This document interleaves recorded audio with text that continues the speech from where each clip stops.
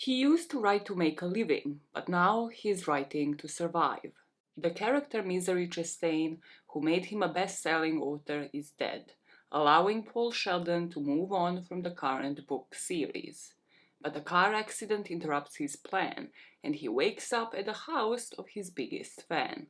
When she discovers that her favorite writer killed off her dearest character, she is not happy. And you simply don't want Annie Wilkes mad.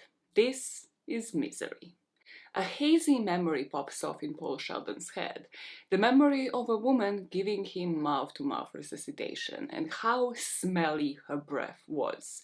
He is thinking he will do anything on earth in order not to have that experience again. Now, waking up in her guest room, he hears her introduce herself, saying, "I'm Annie Wilkes, and he finishes off the sentence for her.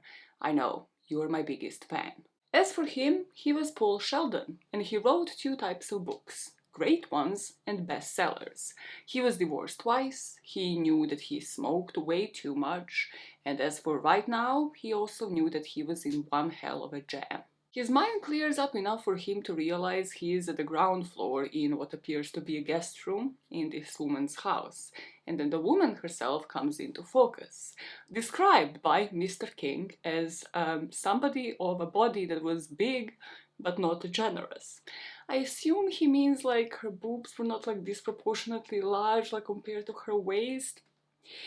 I don't know. She is further described as somebody who might not have any blood vessels, who is solid side to side and top to bottom.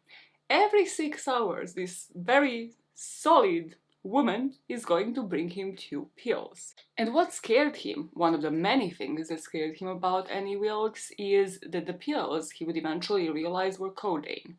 So they would keep him docile, he wouldn't know how long he would be out for. The side effects of the pills were constipation and limited breathing, meaning that she might have wanted to go back to giving him his mouth-to-mouth and bringing him back from the dead. You see, she didn't know as much about what she was doing as she thought she did. Let me introduce you to the one and only Kathy Bates, who would win an Oscar for Best Actress for this role, deservedly so. Like, the costume for Annie here is just chef's kiss.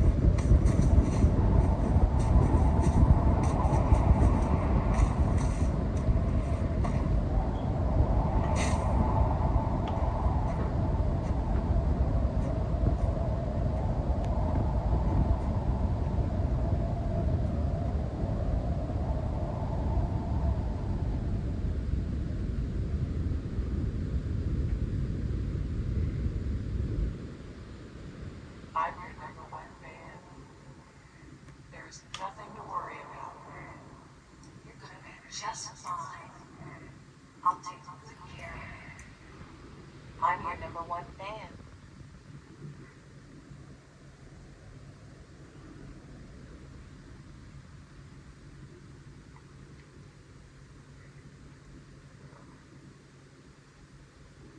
We're just outside Silver Creek.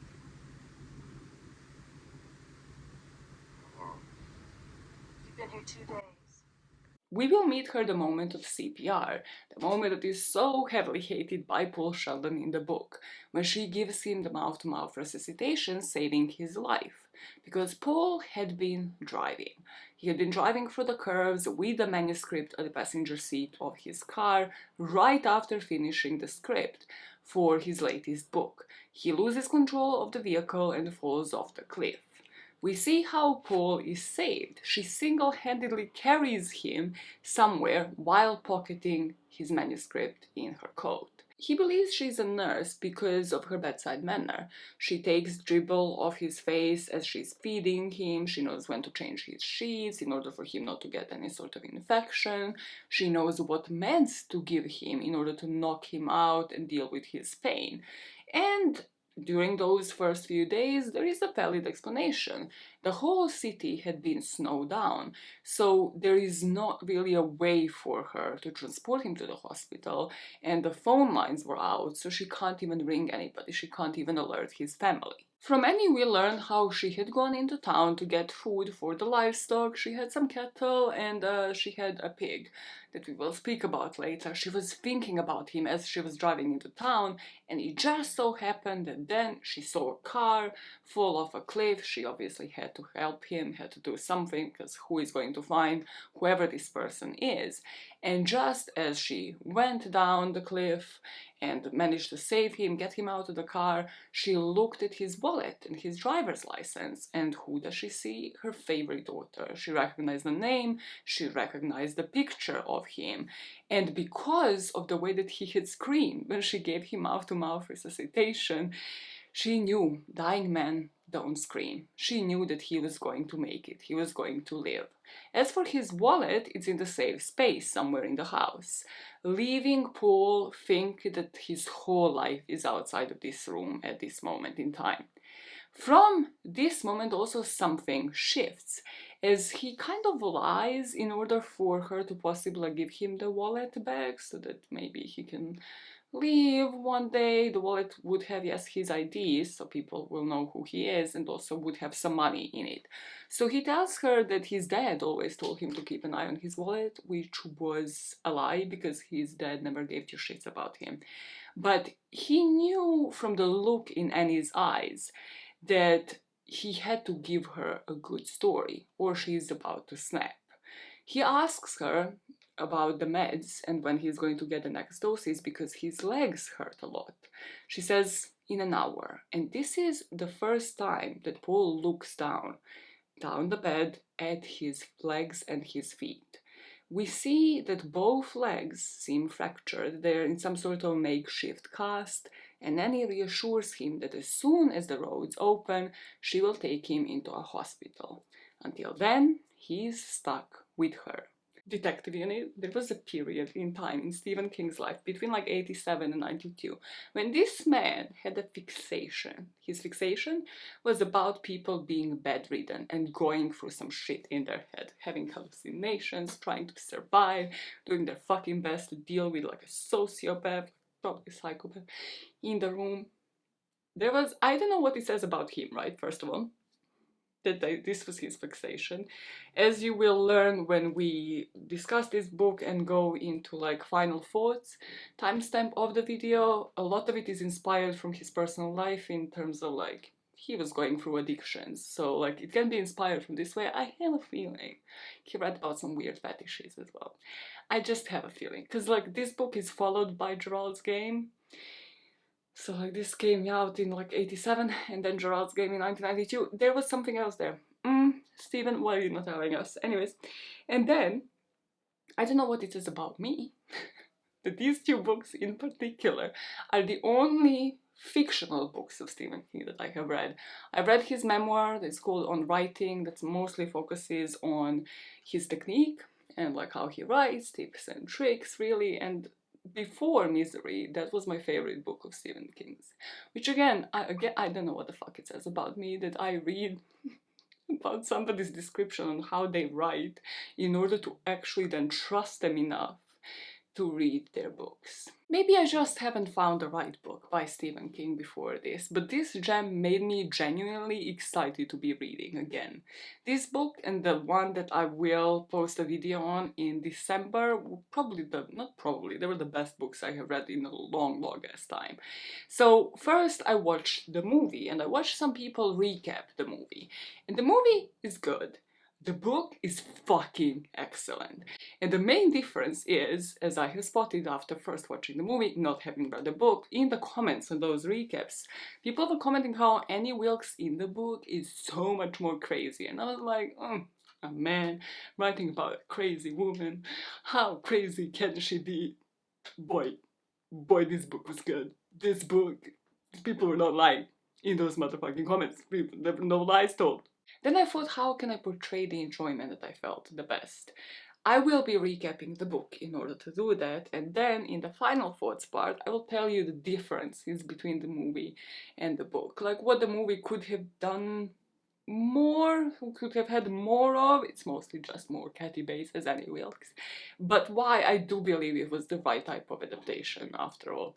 Like, it was genius in its own way. How, like, so many things were different, but worked because of the visual representation, worked because of cinematography of it, whereas the book worked because, again, it was written like it was meant to be a book. I think, like, at no point, I don't know actually, I don't think at this point Stephen King had any books that were adapted into movies. Maybe I'm wrong, because again, clearly a fake fan. Clearly a fucking fake fan. But I think it's very clear that he wrote this book in a way, like, without ever thinking like, oh, this would make a good movie because of this. And that's how you fucking write books. I think, like, this is where so many authors go so wrong, because they see a book adapted into a movie. I'm like, no, that's two different things. It should be two different scripts. Even like book to series adaptations, that's why so many don't work, because people write books as if it's like, oh, cut to the scene. I'm like, no, what scene, bitch? It needs to flow. Okay, I'm gonna stop losing it. Okay, I just need to portray somehow how much I loved both of these things. And yes, I am the type of person who will stop like a movie to tell you like, oh, this is how the book does this differently. I'm great to watch like Harry Potter movies with. just so great. So I'm gonna do my best to try to stay away from that. Recap the book and then just tell you what the movie did differently. Stick with me for the ride. I fucking love this shit. Okay, you're back in the room, right? Annie wants to read his manuscript, but we see this dynamic where, like, she's clearly holding him hostage. She clearly has his script. She can just read it without asking. However, she has so much respect for this man, for her favorite author, that she has to ask him. So she's back in the room with a shaving kit, and like as she's shaving his face, she says like she's still keeping to like try to get in touch with the outside world, get in touch with his daughters. However, the phones are still down. Like, she goes to town and still the phones are down. She kind of still is giving him like the illusions that she's trying to help. And this will abruptly stop, literally, like after a couple of chapters. She will just stop like all pretenses and he will know that he is stuck. She noticed the manuscript when she was saving his life, you know, the small feats that she does as his biggest fan. And the manuscript is called Fast Cars. So she knows it's not a misery novel. We learned that he had had a series of books under the name Misery, because there were no fast cars in the 18th century. And she just considers this to be a joke, like, oh yeah, I know this is not a misery novel because there were no fast cars in the 18th century. And she starts laughing. She just loses her fucking shit. And this man is like literally there with his face being shaven by a woman that he by this point knows is Looney Tunes, is a lunatic. This is not a sane person. So far, only his agent and his editor would be allowed to read the manuscript before it would go to publishing. However, the times have changed. Now the people, well, everybody that saves him from a car wreck can also do so. To which Henry responds, I love you, Paul, I'm your... And Paul finishes, my #1 fan. I know. That's it, exactly, Annie says, and she goes out of the room to read Fast Cars. The next time she reappears, she's a bit angry. She's feeding him soup in complete silence. And by this point, he's kind of honing on to her moods, so he knows something is up. She admits she's only about 40 pages into Fast Cars, and she just is not happy about all of the swearing, all of the profanity that did not exist in the Misery books. She loses it. She spills the soup over him, saying that she loves him, like, will he ever forgive her? She loves his mind, she loves his creativity, but also then blames him for this, for all of the profanities and her spilling the soup, saying like, look what you made me do.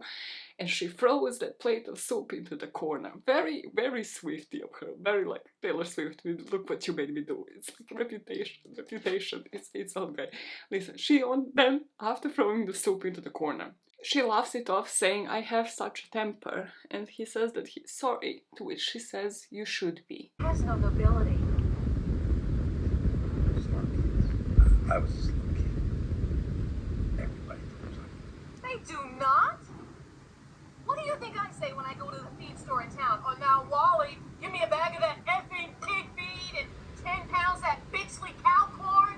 And in the bank, do I tell Mrs. Bollinger, oh, here's one big bastard of a check. Give me some of your Christing money. There, look there. See what you made me do?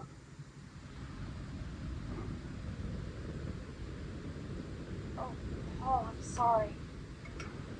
You got to stick to your misery stories. You didn't use such words in those books.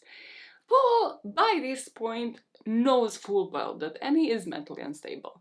He had done research on his characters before for the books, and she seems to be proving to go into like catatonic episodes and has sudden unpredictable bouts of rage. He kind of thinks by this point she might have some sort of psychosis where she has like periods of stability and then something sets her off and the unpredictability begins. You never know what Annie is about to do next.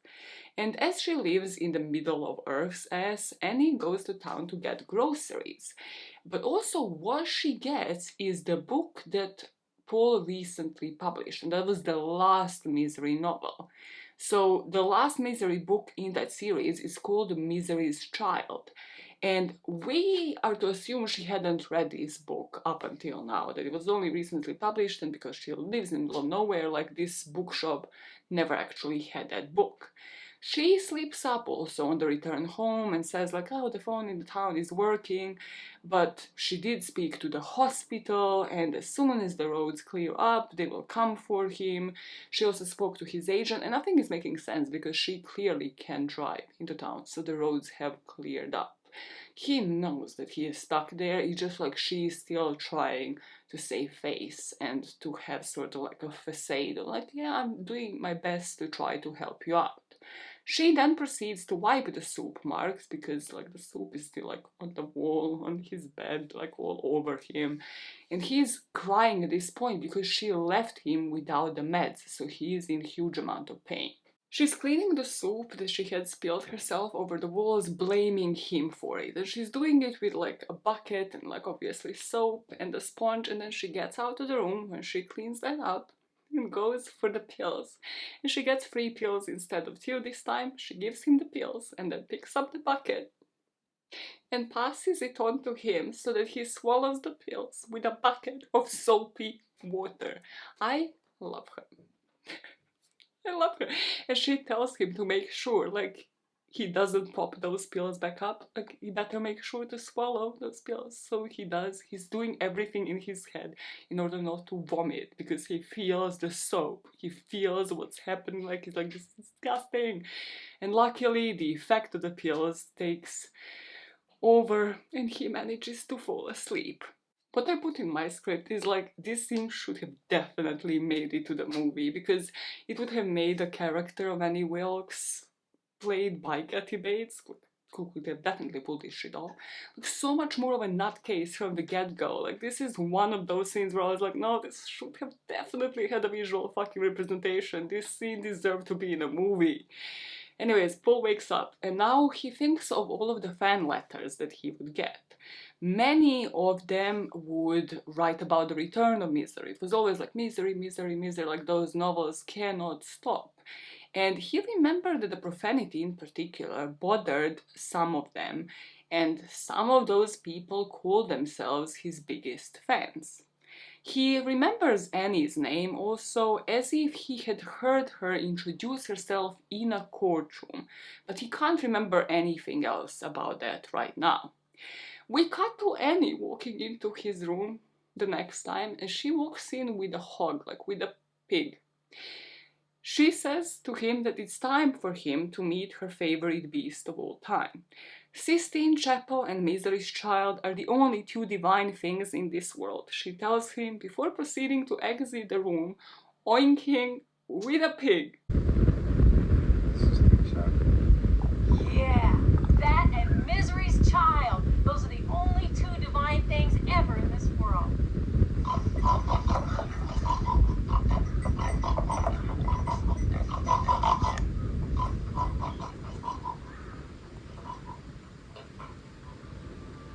Next time that she feeds him, we find out she's reading the latest Misery novel. She has completely given up on the Fast Cars manuscript, and we learned that her husband actually left her, so she would drown into work, she would do late night shifts at the hospital, like everything sort of to like disassociate from that divorce, and this is when she first discovered Misery. She finishes the Misery book and she gets into the room and she loses it. This time she's not like quiet, she's not silently feeding him soup, she outright loses it because she realizes that he had killed off her favorite character, Misery. She screams at him that she thought he was good, but he's no good, calls him a dirty bird. She throws the pitcher at him, it kind of slams against the wall. And Paul tries to justify himself, like, women in 1871, when this Misery book is said, would frequently die at childbirth. Like, her spirit will always... He doesn't even finish the sentence, she loses it, saying, like, I don't want her spirit. You are a god to the people in this story. God just happens to have a couple of broken legs and be in my house and eat my food. She slams the door behind her, and leaves him. And she leaves him for 51 hours, for over 2 days, because he's no good for her. He has no food, no water, no one like cleaning his bed, no pills, no drugs for his pain. I thought you were good, Paul. But you're not good. You're just another lying old dirty birdie. And I don't think I'd better be around you for a while.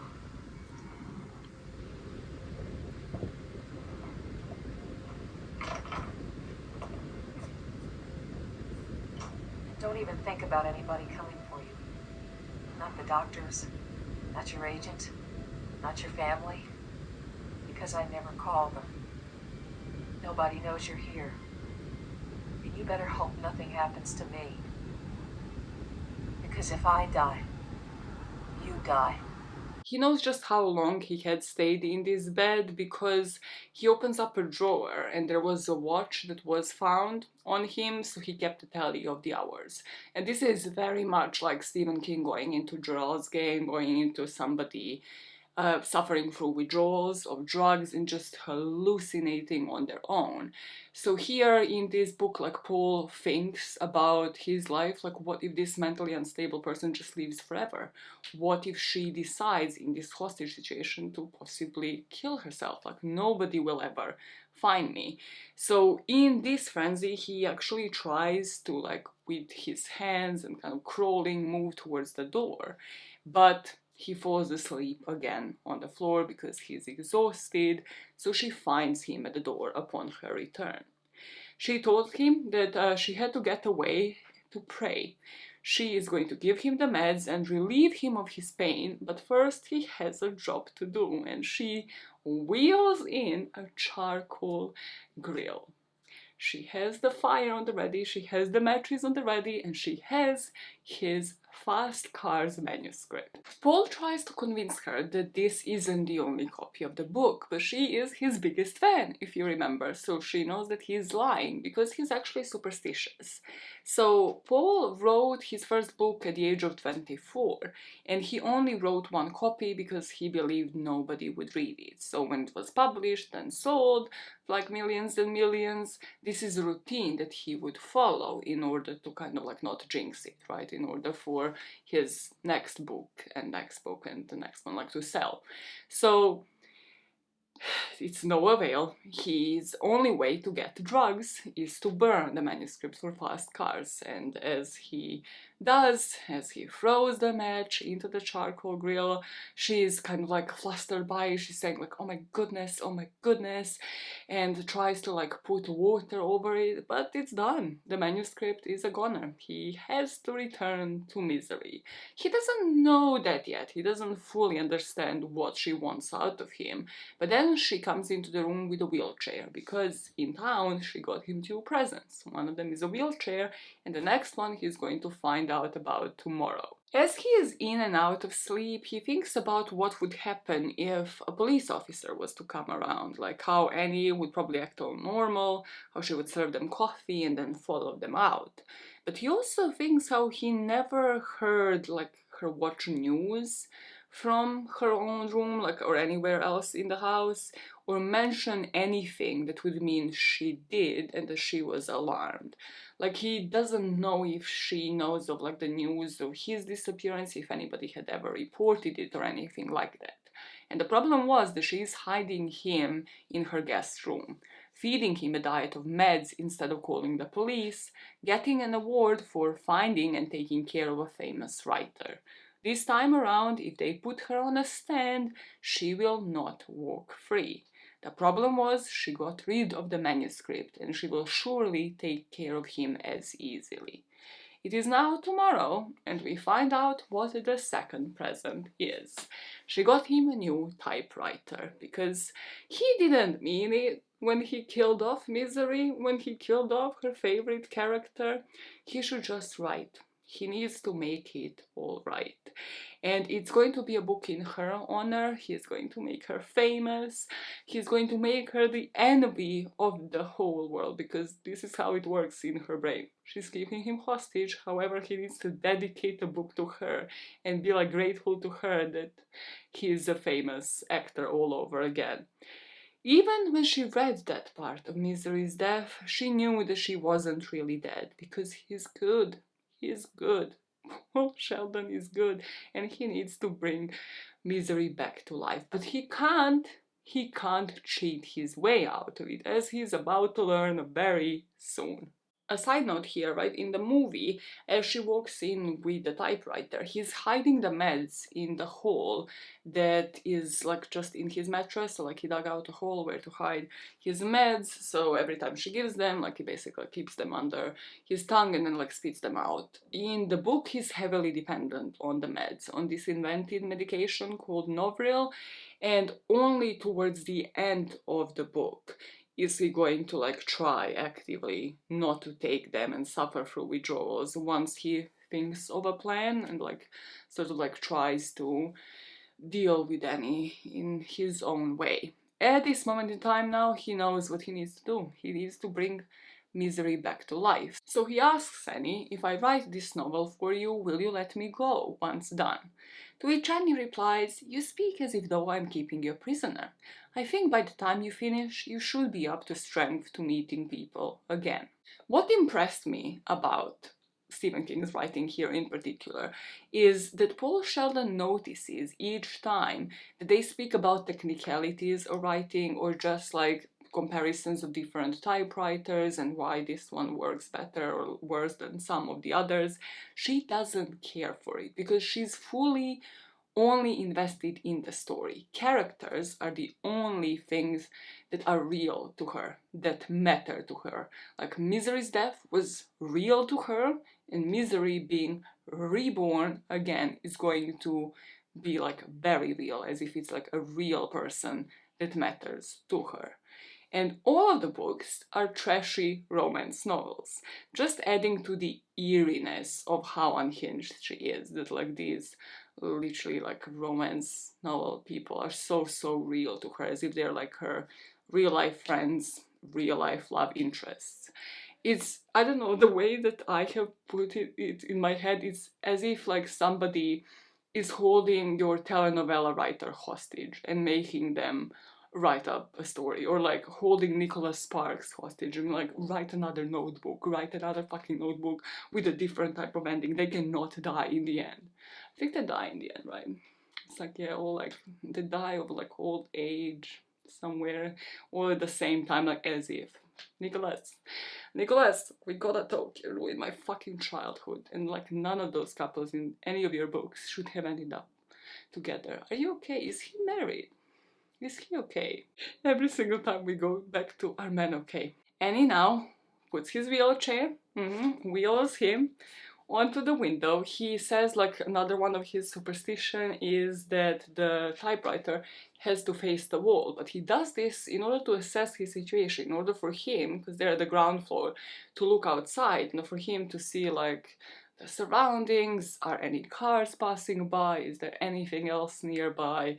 And he will usually find out that he is very stuck, but like at least he can look outside as he just starts typing. Another thing that he notices, because there's no cars passing by and there's only like a barn, in the yard, but appearances still matter to Annie at this point. And at this point, like, I feel like that represents her mental state of mind, because everything is in pristine condition. Like, if anybody was to pass by, it's exactly done in that way of like, oh, if police officer just comes around, she's just gonna make them coffee. She just lives here in the middle of fucking nowhere, and there's nothing wrong about that, because her house is in pristine condition, the garden and sort of like the yard and everything is just all very clean and very polished, right? Nothing wrong there. And then Paul looks down at the floor and sees a hairpin, because of course in this whole prim and proper world, like, she has always her hair done. However, she didn't notice that one of her hairpins had fell off. So he thinks, right? I need to somehow figure out how to work this hairpin, but first I need to figure out how to grab it off the floor without her noticing that her hairpin had fallen off. So he looks at his table like, what else can I do? Like, I have the typing paper, right? And I have the typewriter, like, I have technically everything for me to do my work. If she gives him even a notepad as well, like, for him to write notes. So he calls her back in and tells her that this typing paper is no good, that it will leave the smudges. And he shows her that, he types up a couple of words and then pulls the paper out and just puts his finger over it, and he surely does leave the smudges. So he needs her to go back into town to get him the new batch of typing paper, which she's pissed, but she obliges. She tells him, while I'm getting your paper, think about how everyone else thinks I got away with it. Again implying that she has committed some crimes before, that he might know what they are or might eventually remember them, but like, kind of implying like she had killed before and she will not hesitate to do it again. And this is again where I put a side note, like, why not include this into the movie? Because like, after reading the book, after the movie, like, some of the dialogues were just word by word. Kathy Bates just stating like word by word what was written in the book for Annie Wilkes, and a lot of them were like excluded, and some of that really fucking should not have been, because it kind of always gives us this idea that like, she is unhinged and she might kill again and she might have killed in the past, as we will learn later. Once she's gone, he goes to the floor, picks up that hairpin and uses it to unlock the door. And this is when he wheels around the house and finds that again it's everything tidy, pristine, looking clean as fuck, like kind of like OCD type. And he finds a cupboard where she stores insane amounts of pills. Like, this is apothecary, okay? This is apotheca, this is pharmacy, man. It's like, no, remember the word in every single language but English. So he sneaks some. He kind of tries to figure out which one maybe she will not notice, and he sneaks some in his underpants and then puts them under the mattress. He makes a note, though, of just the sheer amount of the medication, thinking like, how does she have any of those? As all of them like need to be prescribed by a physician. Neither of those meds are over-the-counter meds. Rolling back into his room just as she parks outside, he is like breaking in sweat because like this has taken insane amount of effort. But she comes in, brings him the paper, she notices and she kind of attributes it to his withdrawals, to like the lack of meds, so she gives him some more. And at this point in time, she doesn't figure out, about his excursion outside, none of that. He starts writing the book that is called Misery's Return.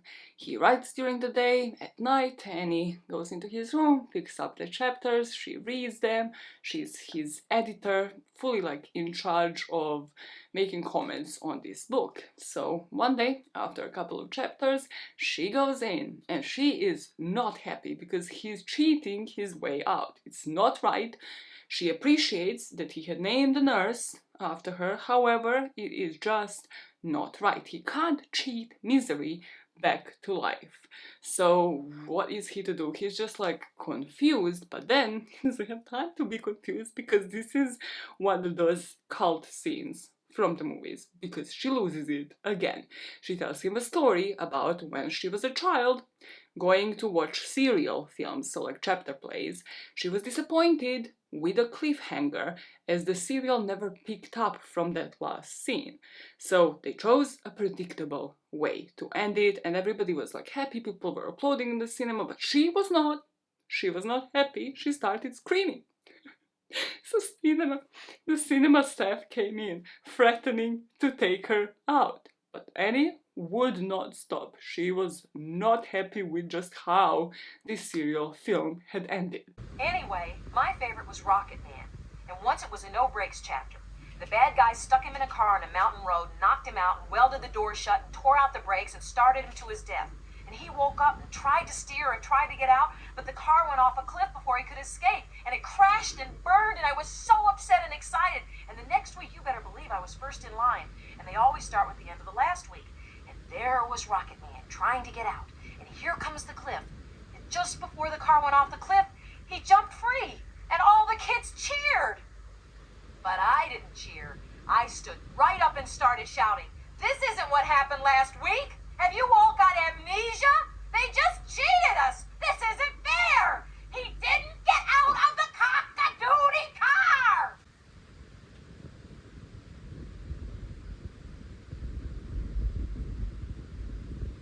They always cheated like that in chapter plays.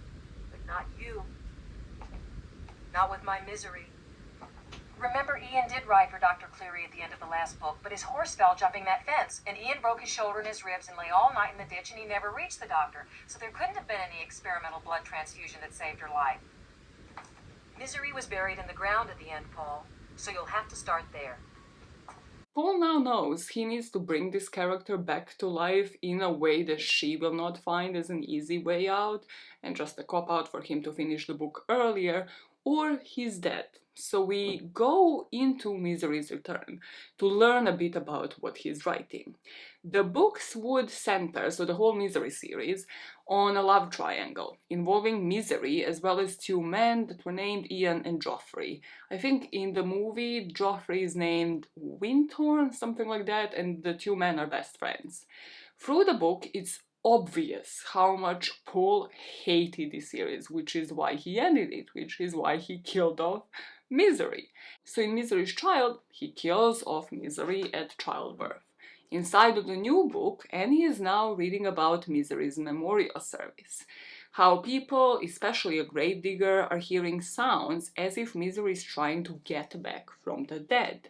And to calm himself down, one of her love interests is now at the graveyard to prove the gravedigger and himself wrong. So the premise is that Misery had been buried alive while comatose.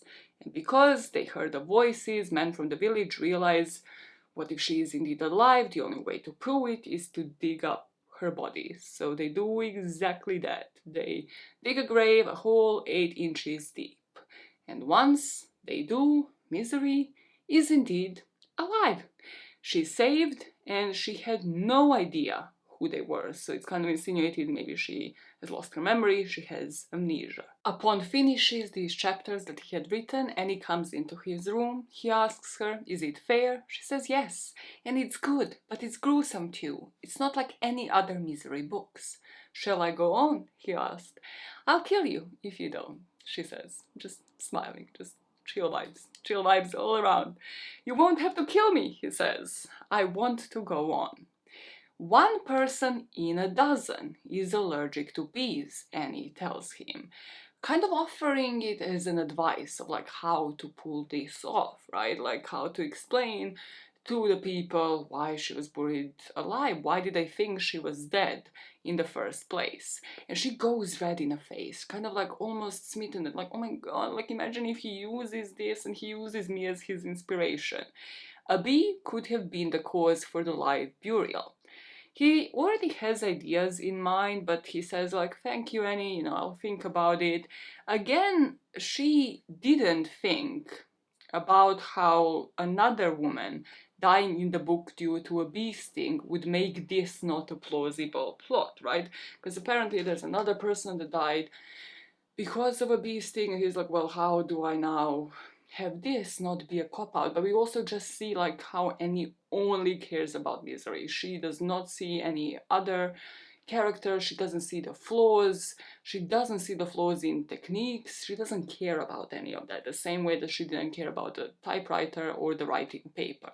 The next day she comes into his room with the handcuffs. She ties him to a bed and puts a rag into his mouth. This is one of those genius moments where Stephen King makes you feel the disgustingness of the book. It's like, ugh, having like a piece of carpet in your mouth and like how dry and disgusting and like all of the flavors, like how nasty that would be and like how scared you would be, and also just having that in your mouth, like not to make any noise. So like he doesn't know what the fuck is going on, but we do, because there is a man in the front of Annie's yard that she is going to try to get rid of.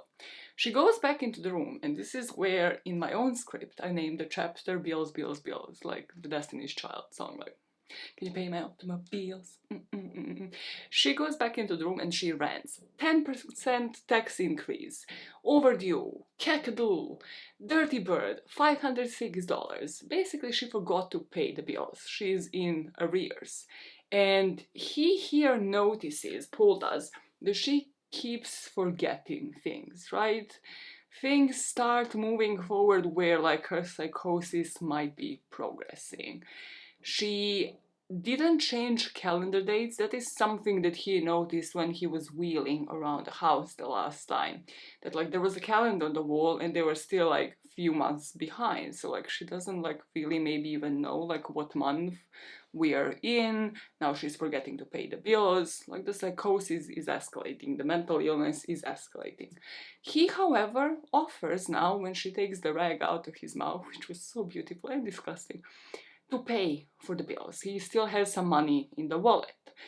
And he does this as a token of his appreciation. She brings him in the wallet, and this is when he notices that his ID is gone, but the money is still there. Kind of implying like, what is she doing with his ID? Because it has his picture on it. Like, is she, you know, doing something in her room behind closed doors? But also that she would not steal from him willingly, like the same way with the manuscript, that she respects him in somewhat of a way where she will not read his own manuscript without permission or take his money without his permission. As he cries a bit, he hands her over the money and she touches his lips, saying that she loves him. Bills, bills, bills, can you pay my automobiles? Can you pay my bills? Bills, bills, bills. 3 weeks go by and Paul is averaging 12 pages a day, and he can't help but think like, somewhat like, yeah, this is a crazy situation. Like, would I love to remain a hostage to this woman? No, but this is also why I can be this productive.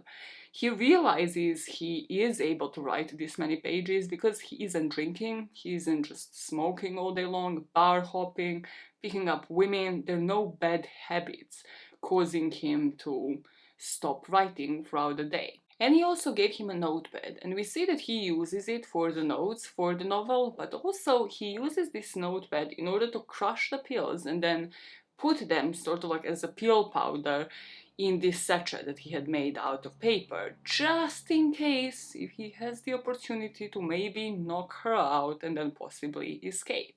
So what's next for the story? Misery was out of her grave, but where is the fucking story? The only way to make the bee allergy plotline plausible, Paul realizes, is if he makes Misery and that other person that had bee allergy and died related. So sort of like they're cousins, and this is why bee allergy works the same for them. Don't know, it's book within a book, it's Inception. Stephen King is rocking this shit. I'm literally just giving you the spark notes of the story. He kind of knew how to drive the plot along, and he shared this bee discovery with Annie, you know, like making him put him into the wheelchair and roll him back to the table immediately because he was so excited about it. So she is psyched about it as well. But then the weather changes. It goes to rain, like rainy days non-stop every single day, and Eddie's mood is now changing. He notices that she's going a bit nuts, like even for Annie. Like behind closed doors, as he's locked in her room, he would hear slaps, like as if somebody's possibly slapping Annie, like across the cheeks. But knowing that it's only him and her in that house, this would mean that this woman is slapping herself. This is what I mean. Sometimes this book is horrifying, and then sometimes I'm just like, oh my god, this to be a bit funny. He remembers a limited knowledge that he had researching for a character with mental health issues, knowing that people start self-punishing when they go deeper into psychosis or depression, and this is when he starts being like really scared for his life, because he also knows the book is progressing. Now he had brought her back to death. The only part that he has to write now is like, oh, which man is she going to choose, right? Is she going to choose Ian or Joffrey? Like, who will be the love interest that she ends up with? The next time that she comes into the room, she comes in with a rat. She's holding him by his neck, and she has a mouse trap in her other hand. He also notices, Paul does, that like her clothes are inside out, there's splatters of food on her clothes, so like she probably isn't like even washing the laundry at this point. However, what he's scared of is what the fuck is she going to do with the rat and the trap. She tells him humans are just like a rat in a trap. She puts the rat from one hand into the trap, breaking his back, and the rat is squealing. He still isn't dead, however.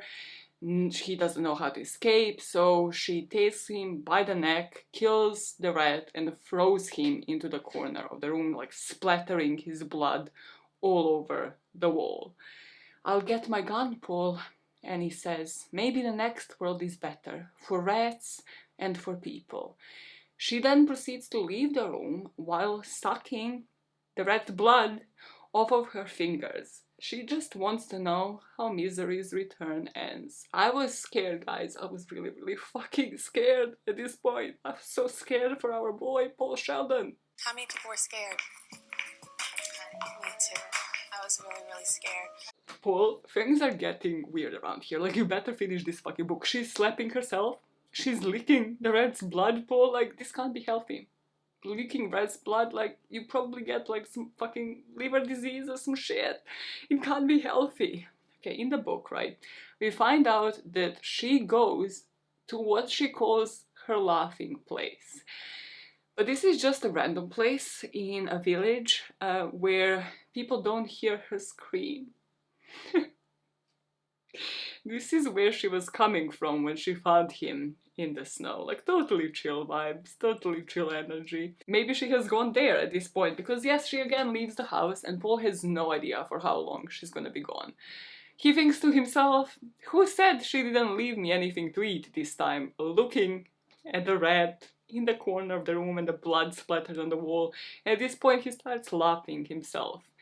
He goes out of the room again using the hairpin, and he finds the house in a completely different state this time around. The house is in disarray, plates are unwashed, there are smears on the sheets, and there's just opened packages of food that she would be binging on.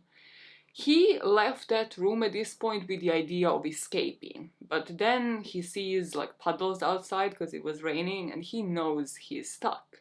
Before he goes back into the room, something calls his attention in the living room. There was like an open scrapbook of sorts with some pictures inside. So he wheels himself in and flips through what Annie named Memory Lane. This brings us to definitely my favorite part of the book. The movie as well, but the book did this part just so much more justice. We find out so much more information because this scrapbook tells us a story about Annie's life. It has Annie's birth announcement. She was born in on April Fool's Day, to be exact, and that doesn't just pass Paul Sheldon by, just like, oh, the laughing place, April Fool's Day, everything makes sense in this bizarre psychotic world of this woman. She's just about 44 right now, and the book mentions more newspaper edits of a house fire when Annie was 11, so her crime career started earlier than people even thought. How her dad died by tripping over clothes. Then there was another freak accident article when Annie was at uni. The nursing student died in a freak fall. It was a bizarre accident, and the only witness to it, was her flatmate, another nursing student, Annie Wilkes. Annie heard a scream and she was too late.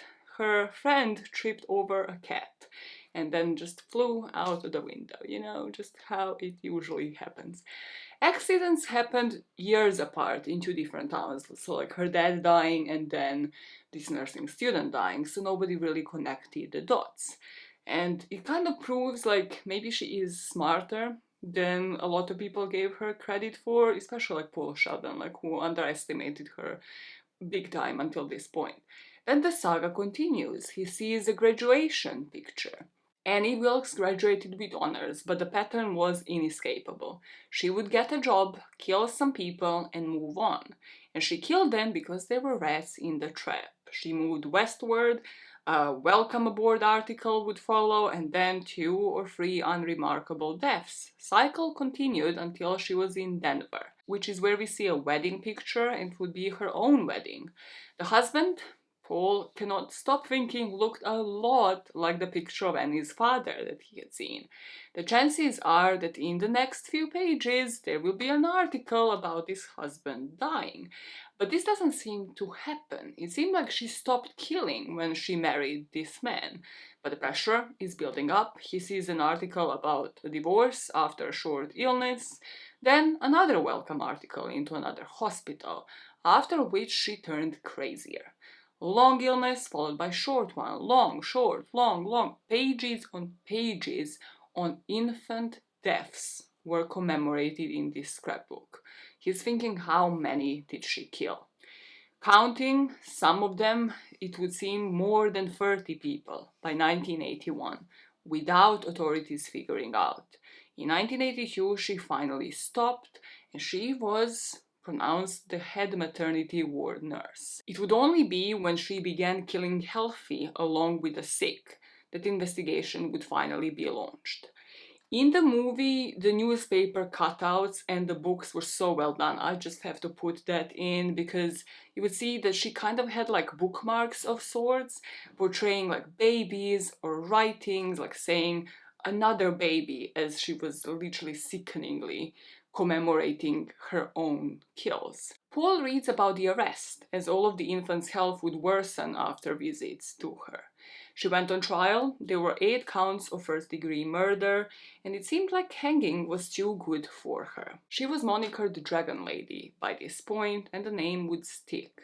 I looked into Dragon Lady a bit. I think the original Dragon Lady was like an empress of China from the 19th century, and since that point on it is used like as a moniker to refer to somebody who is alluring, dominating, mysterious, kind of, yes, like Annie Wilkes, but it doesn't always have that much of a negative connotation, at least from what I have seen. It's more like it's a dangerous woman, which is technically what she is, and there are movies and series made alluding to like Dragon Lady and with different people like portrayed as such. Now the defense here, right, because prosecution's case was only circumstantial, the defense would show dozens of other occasions where Annie was the head of the ward and the kids would go in and they would go out and nothing would happen to them. She wouldn't go to the funerals, rather she was pictured in her cell, reading Misery's Quest, one of Paul Sheldon's Misery novels, waiting for her verdict. And the verdict would be that the Dragon Lady was found innocent. These would just be a couple of pages, so Paul is thinking like, is everything commemorated? Do we even know the full victim count at this point? The next page then he flips over, and there was a man after her verdict that seemed to have been killed somewhere nearby, like close to where she lived now, and he's thinking how when he was wheeling around the house, he saw an axe put into like a tree trunk, basically placed somewhere, and how, what if she had used this axe as a murder weapon? Is just Stephen King planting seeds for the later. And what if the laughing place where she fucks off to, maybe where she is right now, was the burial site for this man, for somebody else? And then he flips to another page and he sees his face and his name. there was an article on him being reported missing. And to him, it felt like he was pronounced dead. He still has a whole day to wheel around the house at this point, so he is kind of nicking some food so that he doesn't stay hungry. He's taking like sardines in the book, which I'm like, surely that shit smells like it's fish. It smells like she will surely notice if you just eat some sardines. Where are you hiding the cans? That just isn't fucking explained. And he thinks like where he can put the pill powder, so he's fully like checking places and thinking like, what should I poison? Like, what do I do like so that I knock her out? And where she wouldn't notice it by taste. One idea was possibly for him to like suspend the typewriter on kind of like top of the door so that when she walks in it falls onto her, but he's like, how the fuck do I do that from the wheelchair?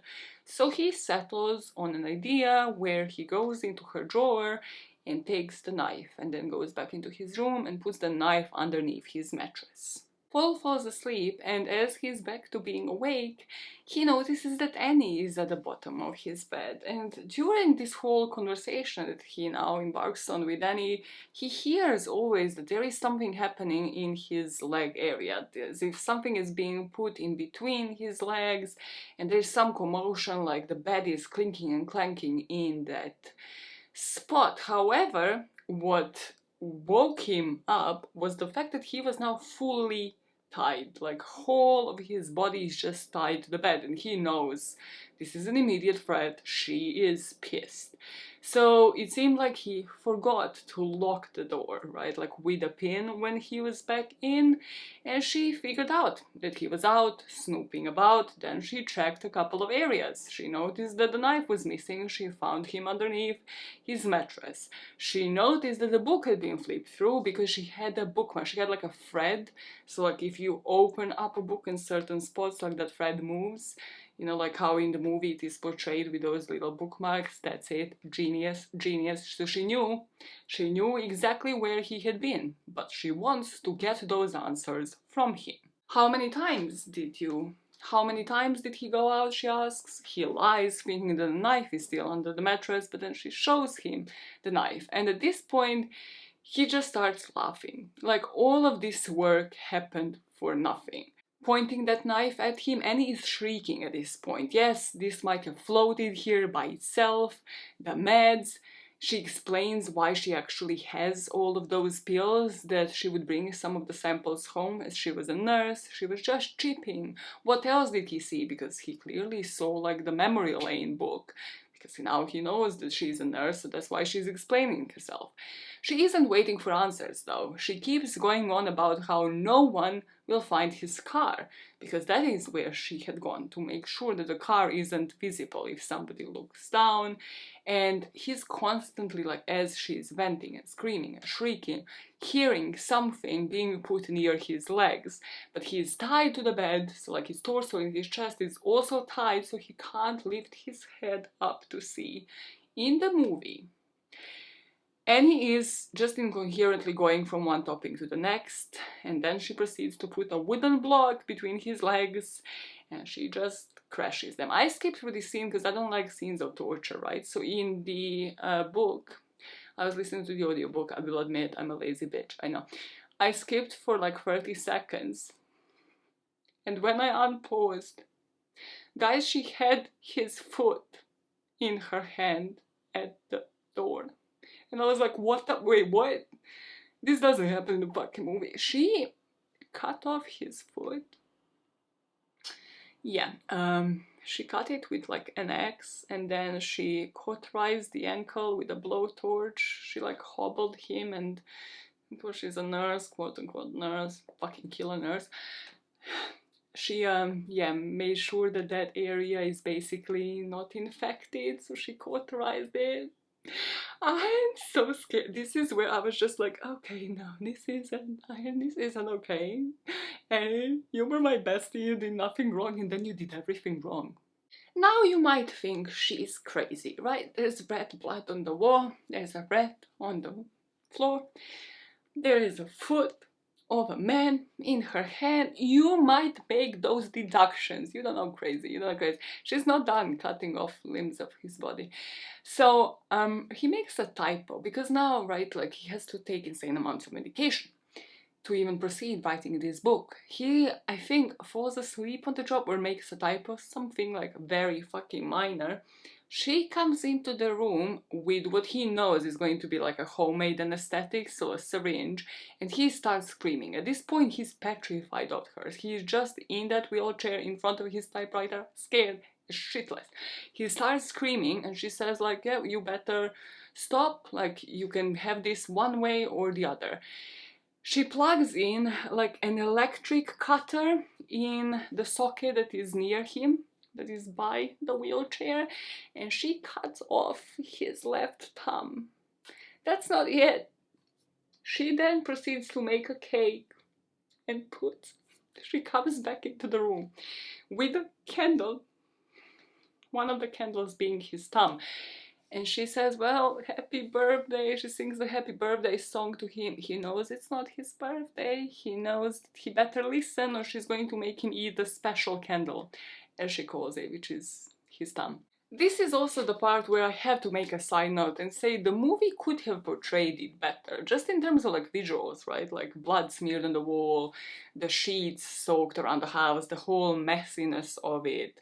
The like different sheets soaked with blood because of the leg. Like, I kind of understand like they didn't want to go fully into the horror style of things, because I don't know, after reading, I think like the book is mostly genuinely like horror. Yeah, it's psychological thriller, but there are some parts that are just like, yeah, horror, like fully on psycho.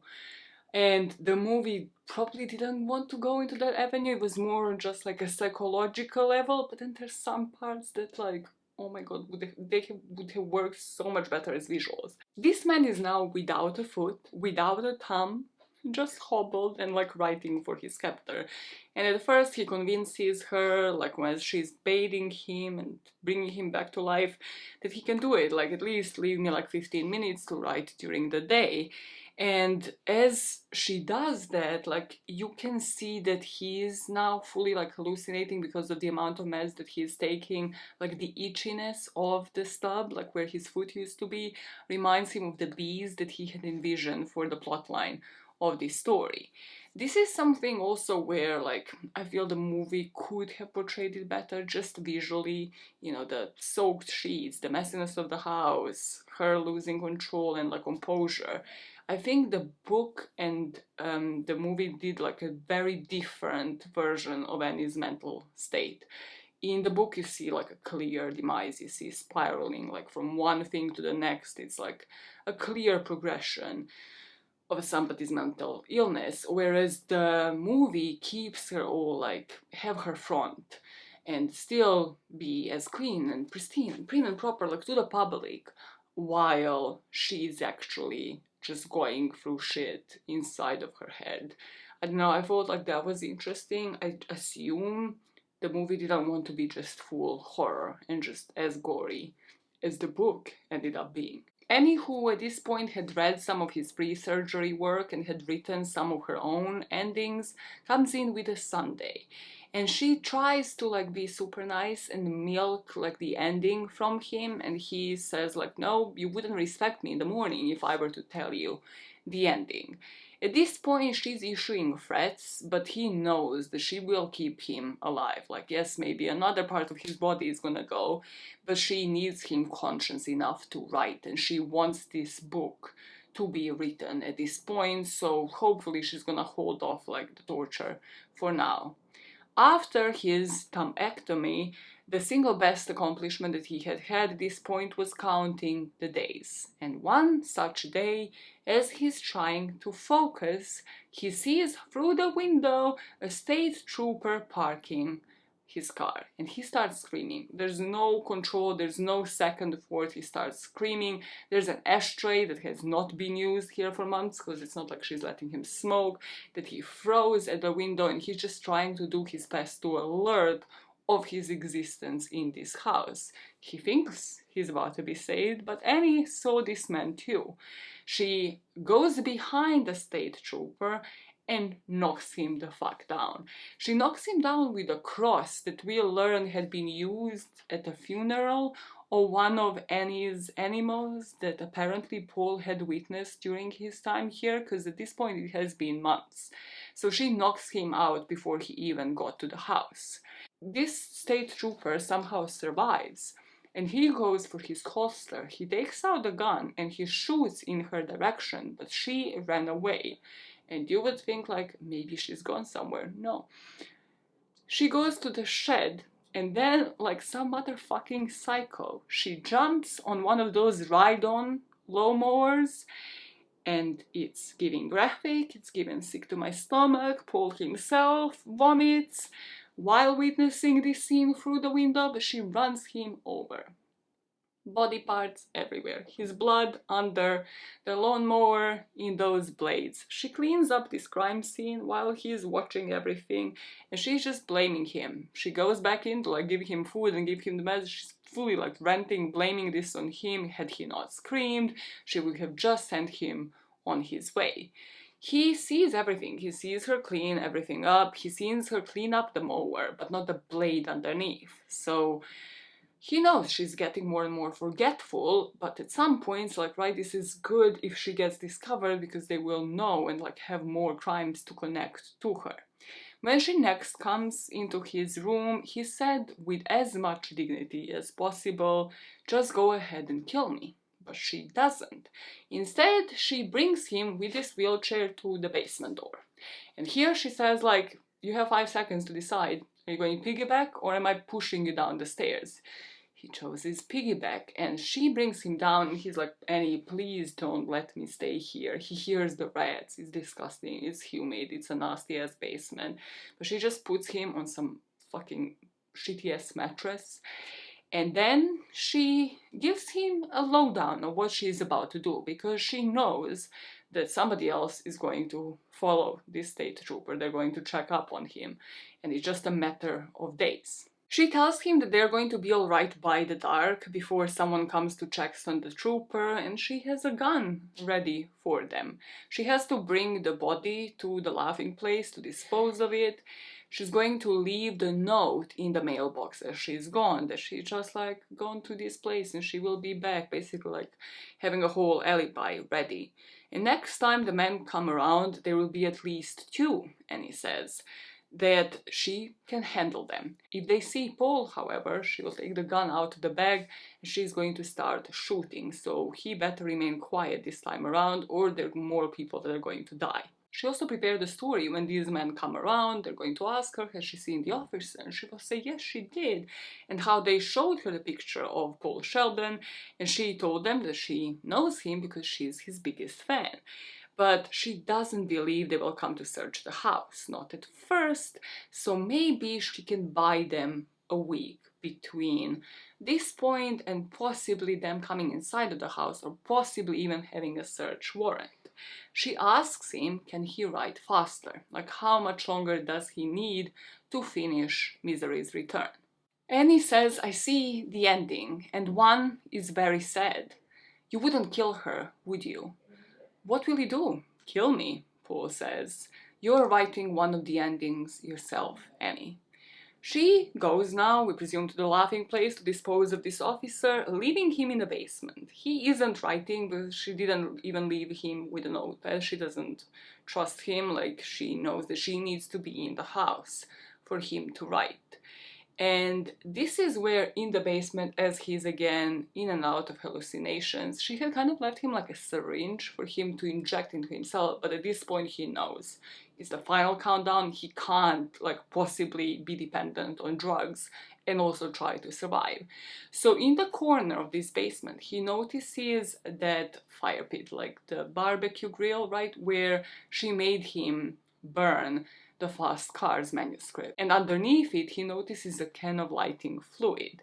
So he crawls from his mattress to the lighting fluid, hides it into his underpants. And when Annie is back, he goes on to piggyback again. And when she puts him into the bed, in the guest room, he hides the lighting fluid underneath the mattress. He knows he's going to have to move it from there because now she knows that he hides shit under the mattress. So as she goes out to get him the meds, and as he goes back to writing, he found a loose board on the floor, and this is where he would put the lighting fluid. Now we got TikTok on the clock. He makes Annie promise that she's not going to take the chapters out of his room to read them at night anymore, not until he's done. That way the conclusion is going to have a lot more punch, and she is obsessed with this idea, and obviously like she's preoccupied because there's more and more people coming to her door, and she is definitely not fucking used to having visitors. So state police is in front of her yard next, and Paul is just in the guest room at this point. They actually go into her house, but it's just like, oh, a routine check. So it is just as she predicted. She manages to like make them coffee, just chats with them, and they asked to actually go into the barn, which I'm like, why the fuck not go around the house, stupid motherfucker. They go into the barn, and this is where they meet her pig that is called Misery. I don't know if I mentioned that, but yes, the pig is named after the favorite character. And his next set of guests, like right as this man goes on his way, is a couple of reporters. There's a reporter and the cameraman, and Annie loses it here. She gets the gun and like shoots into the sky, and obviously they fuck off because they're scared for their motherfucking lives. Annie is screaming at this point, like after the reporters. She goes into the room and says like, do you know what I want? She slaps herself left and right and runs out of the room. At this point she's like fully self-punishing herself, and she's just like slapping herself left, right and center. Next day, another police officer comes in, and this time she repeats the same story, but she has those marks and scratches because she's like giving herself like a bit of a slapperoo. And he kind of asks like, oh, what are these due? And she just invents that it's due to nightmares. So she goes back into this room, and at this point he's got a deadline because she's asking him like how much longer, and he says he's going to be done in 2 days. Paul Sheldon knew he never did it for her. The dedication is always a front for every writer. Every time that he would start writing, he did it for him, for the best-selling titles, for the interviews that he would get, for the applause. I thought this part was so fucking good. Because every time, like, I don't know how many times, not every time, right? But how many times have you opened up the book and read the acknowledgements, like dedication, I dedicate this to whatever, and you're like, ugh, such bullshit, right? Or like heard an Oscar acceptance speech and we're like, ugh, just as if, like how many people are you thanking, and like how many of those are just fake? How many of those are just like, oh, because you kind of felt obligated to thank those people? Because like, yeah, of course, like mom and dad, what were they support? Like, did they read this? Were they your editor? Like how many of these dedications would be fake, and like in how many cases do the writers, just as Stephen King says here, do it purely for themselves? The next day, they have another set of visitors here. The teenagers drive by, screaming, like, where did you bury him? So we kind of know that the news are spreading. News is spreading? You studied journalism, I am. Tomorrow, she's going to have the book. It's a final day. Misery's return is about to be finished. We have that I love you, Paul. That is the iconic scene in the movie where she tells him that, like, before she liked his writing or she liked his talent, but this time around she actually likes him as a whole. She loves him for everything that he is. She loves him as a person. That is crazy behavior, considering he never ever even like dicked her down. You don't even know if the dick is good. Don't love anybody like that. Okay. The next day his right hand is almost swollen, and this is never explained because I feel like she cut off his left thumb, I'm led to believe from the book. So I don't know if it's like circulation, like the blood is just not flowing because, like, well, he has been tortured by this woman, but he has to push through. He also has like a urinary infection. There's a bunch of shit going on with Paul at this point, but like he tells her he's going to have the book by tonight. She came into the room with a surprise though, and she's like, oh, I don't know if you like things like this, but she brought caviar in. And he just is eating it. He's like, no, I don't care. But he bursts into laughter, just at the absurdity of it. And this time around, she laughs with him, and it's like madness all around. There's another surprise though. She has Don Perignon, as she will call it in the movie, which I just thought is an iconic scene. Dom Perignon. Iconic. For them to celebrate the book end. And there is something that he wants, however. He had not smoked all of the time. However, right now, when he finishes the book, he would want a cigarette. She would say those are not good for you, they cause cancer, but she will oblige. All she had allowed was for one match in that box, waiting for him for once he's done with the book. He pulls the last piece of paper, the last chapter that he had written, out of the typewriter and puts the end with his swollen hand, and then puts the script so that the Misery's Return, the title of the book, is facing the door for when Annie walks in. He's thinking to himself, can he do it? Can he actually pull it off? He goes to the floorboard, takes the lighting fluid, and just spills it all over the waste bin and sort of like, I think, like in the other areas of the room. And then he goes for the cigarette box where the match is, in the matchbox. And he calls for Annie, tells her that he is ready. And she's like, oh my god, are you serious? Like, are you like actually sure that you're ready? She's like, yep, just bring the champagne. Dom Perignon. As she's about to unlock the door, he strikes the match. It's not lighting up. He does it a second time and you think like, oh my gosh, she's gonna fucking kill him. He lights up the match the third time and finally it works. Annie walks into the room, she sees the title of the book and he's holding the match saying it's done and now I'm going to do a little trick with it. Too bad that you will never read it. And it's the first time that he has smiled in months.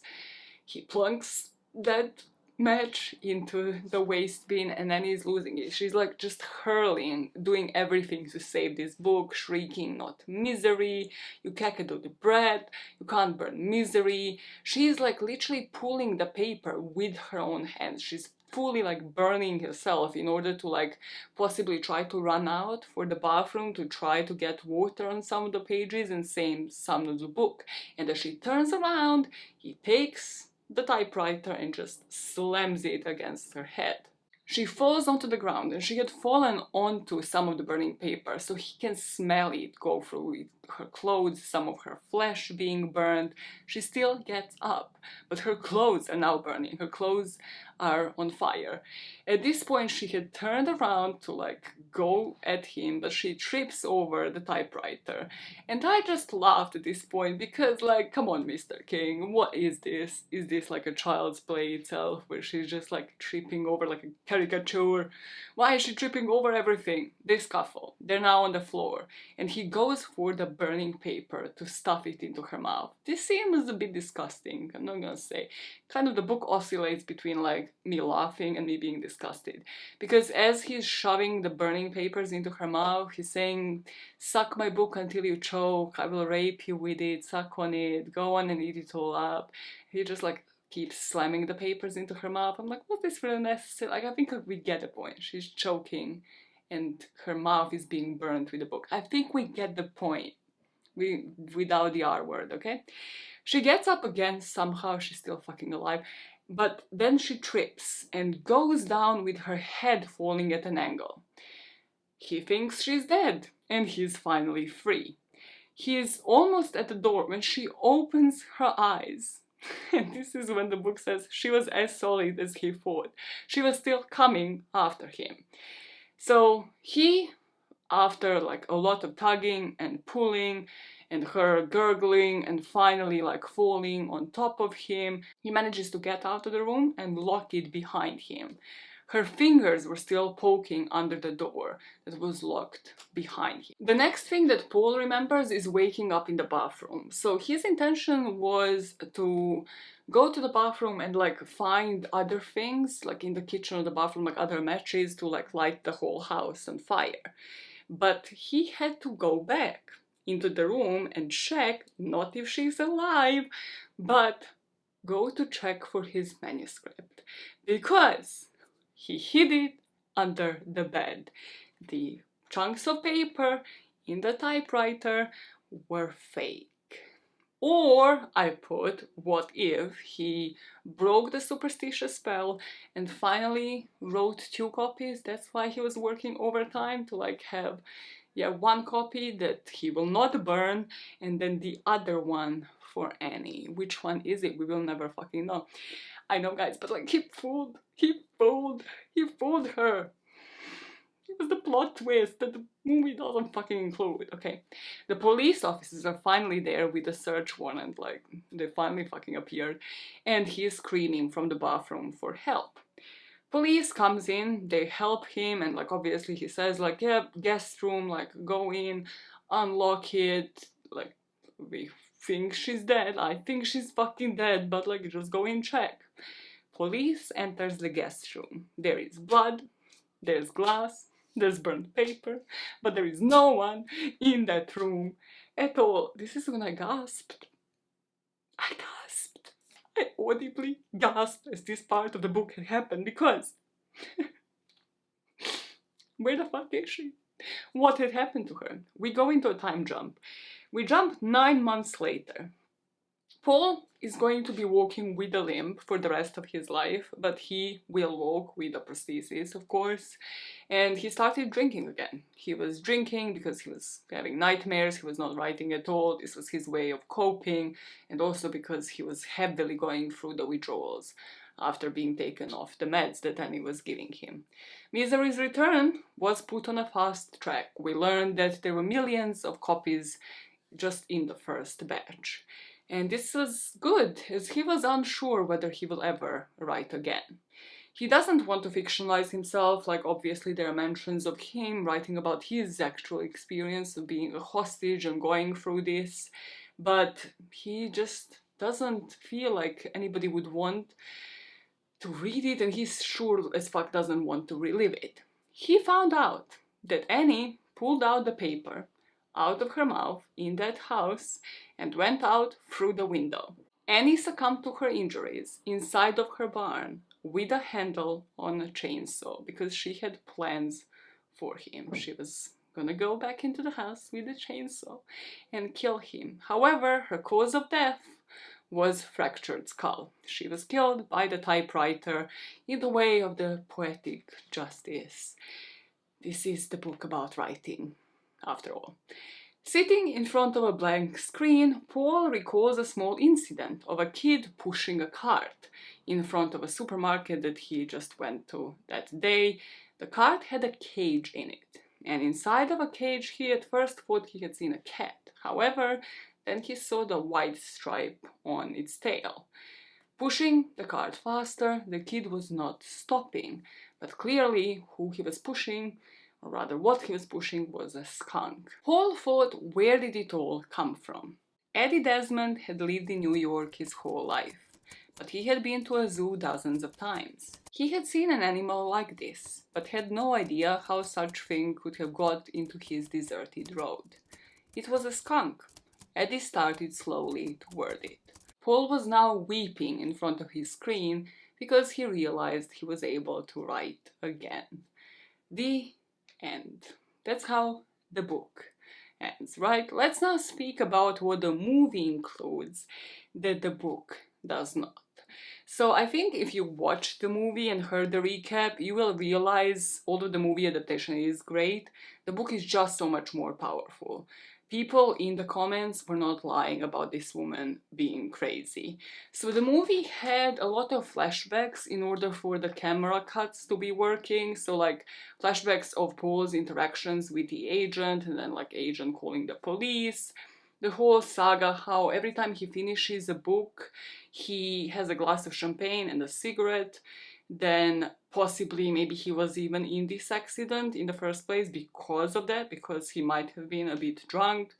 The book develops that plot in a way that makes you think that he finally has a hold over Annie, that he finally can manipulate her, rather than this being like a superstition that he follows every time he finishes a manuscript. Then there's the difference when it comes to point of view of the police. The book does not put us into the sheriff's perspective.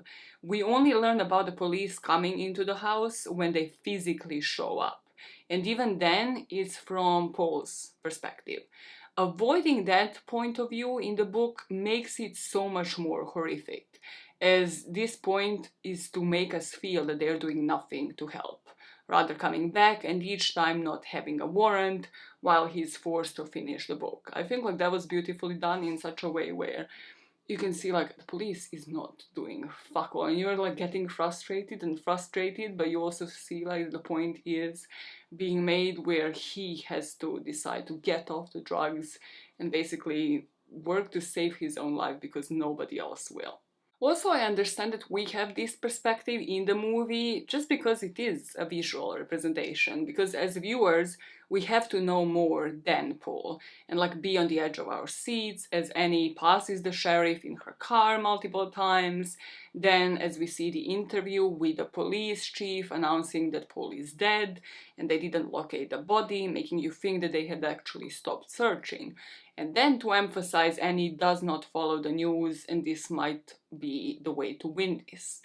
The date night scene that drives the plot forward in the movie does not happen in the book. So that's the main difference, the drug dependence.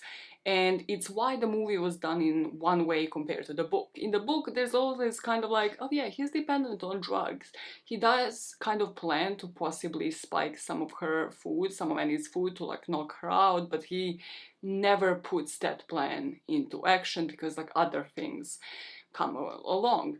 In the movie, like we see him put like the drugs in the sachet, we see that he's not dependent on the drugs, and then we see that he invites her for a date night in her own house and tries to spike her drink, but like she spills it, so like that plan falls through anyways. As his plan to spike and his drink doesn't work in the movie, we see he continues writing. Annie and the sheriff are reading, and one night, as it's raining, Annie comes in with the pills, but she looks rough, leading to the iconic scene of her saying when he came there, she only loved the writing part of Paul Sheldon, but now she likes the rest of him. Soon the book is going to be finished and he will want to leave, which he says that he likes it there. She pulls out a gun of her bathrobe, saying sometimes she thinks about using it.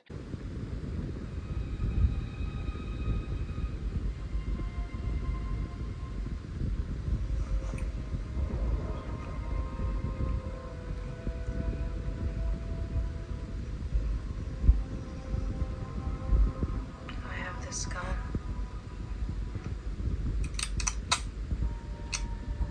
Sometimes I think about using it.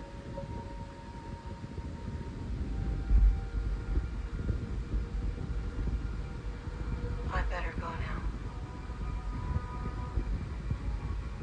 I might put bullets in it. She better go now and put bullets in it.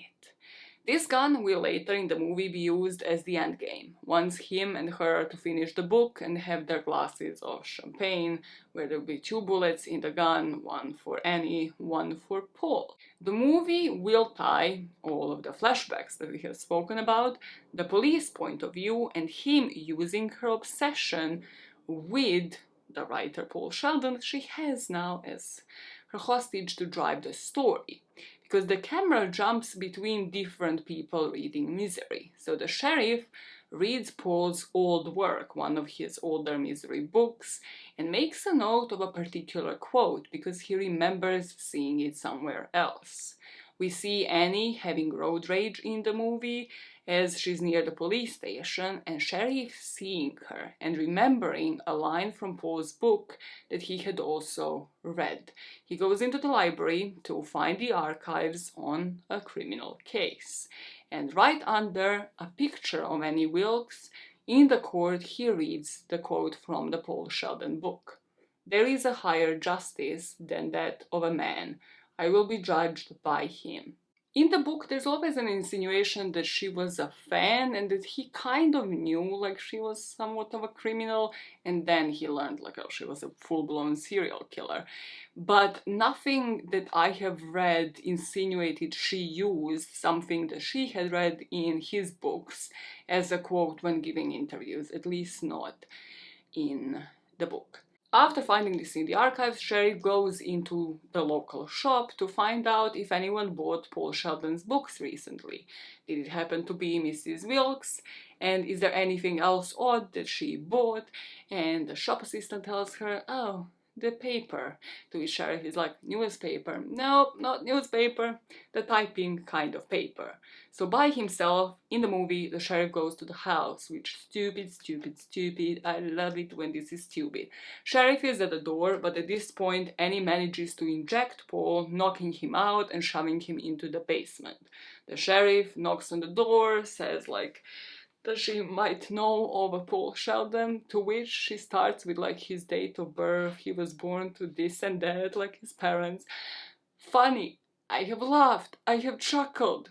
He interrupts her and he like lurks around the house, and here in the movie we go into the guest room and we see that the bed had been made, like everything is in pristine collection, and Annie even says to the sheriff that she had been using the typewriter, that she is trying her best like to replicate his own work because he's gone, but like she just can't do it the way that he does.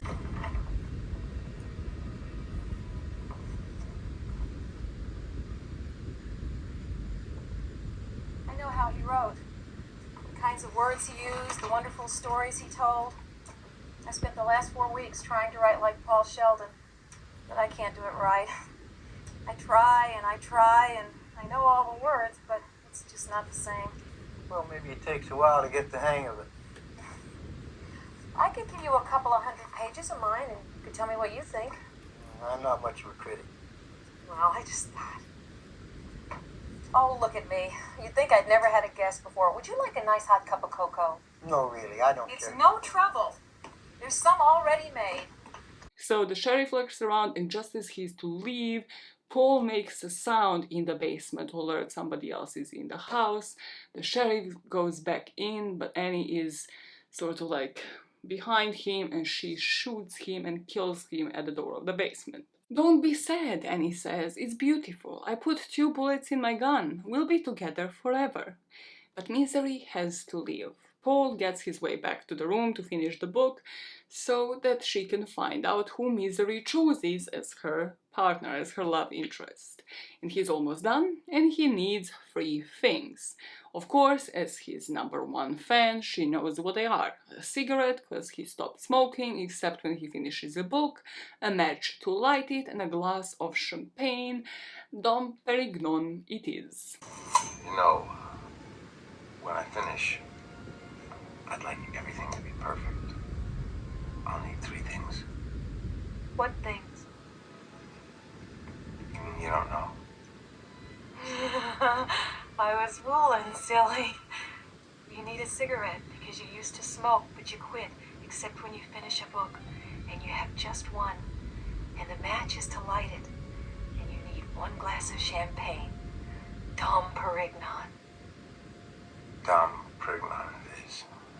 This time they're going to need 2 glasses, and as Annie gets out to get a second glass for her own champagne, he lights up that match, and then just as she walks in, the scuffle ensues. He burns the Misery's Return, and then like hits her with a typewriter, so that it is a bit similar in the movie. They wrestle, she goes for the gun, shoots him in the shoulder, the second shot just fires in the space. He feeds her some of the charred pages, makes her trip and hit the head on the typewriter. She pretends she's dead and attacks again as he crawls out of the room.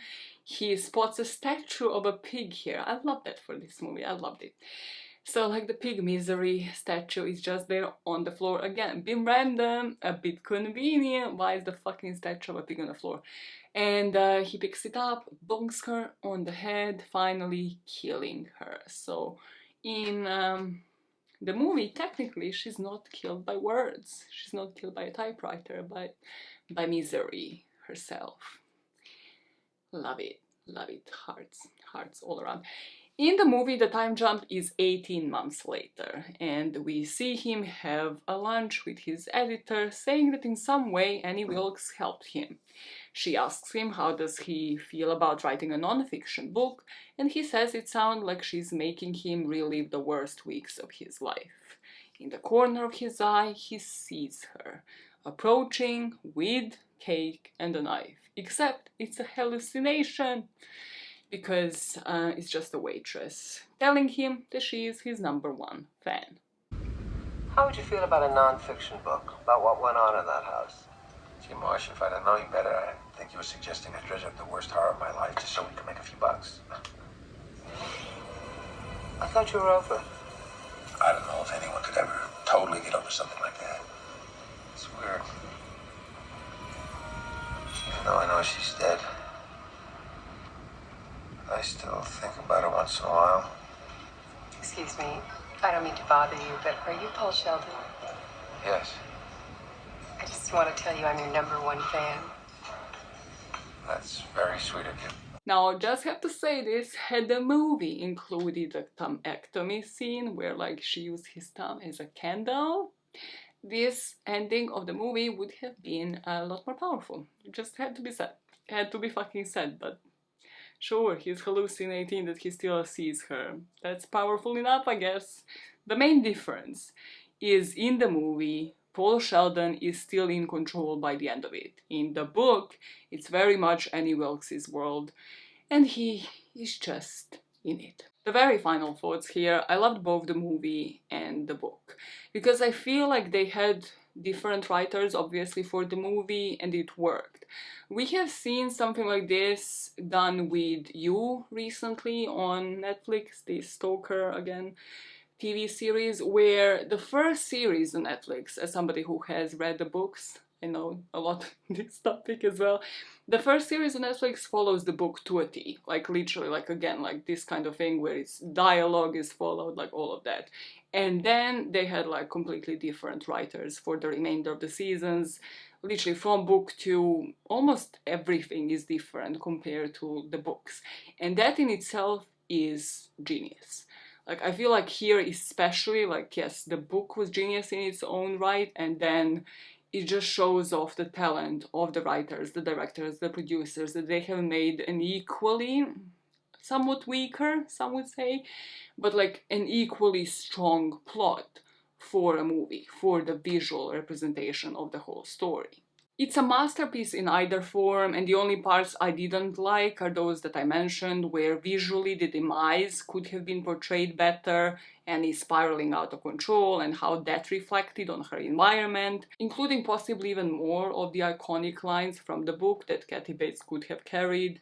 But then I guess if you wanted him, like in the movie, to still have some pride and not be like completely destroyed by the end of it, they couldn't really do this. And I also get that it would have been more of a horror if the movie did represent everything. It would be like a lot more gory, probably couldn't have been, I don't know if the movie is PG actually, but probably yes, could have had to be like 18 plus or something, which I don't know, again, like would that have worked for the 90s standards, for as many people to see it as possible. Another thing that couldn't have been done as well, and why I think like this movie worked a lot better than Gerald's Game.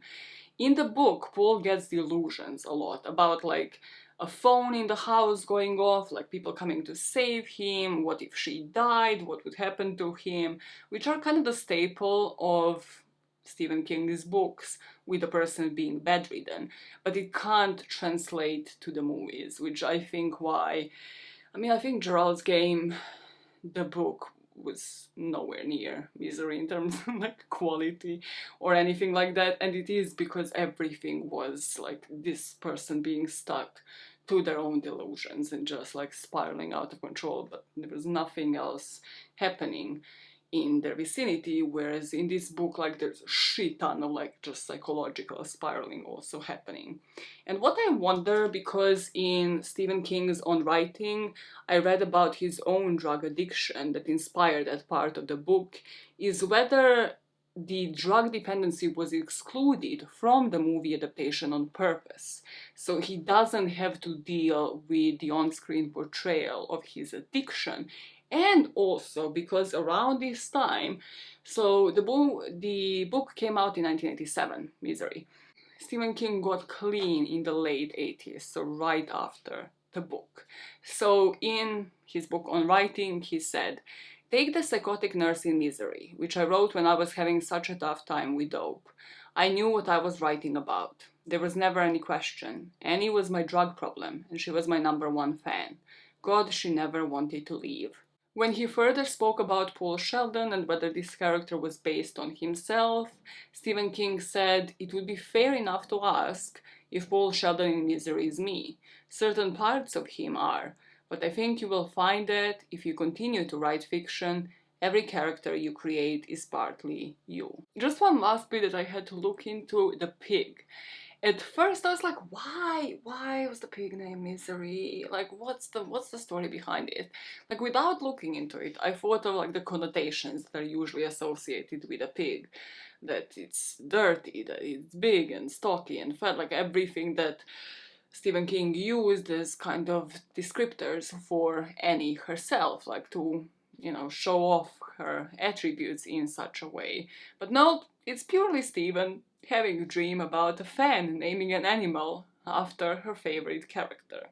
So he was on a transatlantic flight and he wrote down the initial idea for Misery on a napkin.